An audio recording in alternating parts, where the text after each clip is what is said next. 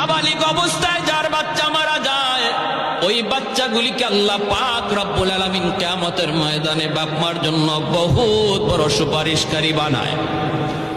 বাচ্চাগুলি আল্লাহর কাছে ডাক দেয়া কয়, মালিক, ও মালিক, তুমি আমারে দুনিয়াতে পাঠাইছো, পাঠানোর সময় আমার মা কত কষ্ট করছেন, জান বের হয়ে যায় অবস্থা।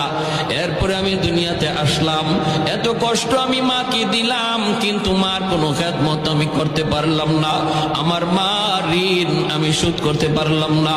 আল্লাহ, আজ যদি তুমি আমাকে জান্নাতে দিতে চাও, আমার মা বাবা সারা জান্নাতে যাইবো না, হয় আমারে বাপ মার সাথে জাহান্নামে দিয়ে দাও, হয় আমাকে আমার বাপ মার সাথে জাহান্নামে দিয়ে দাও।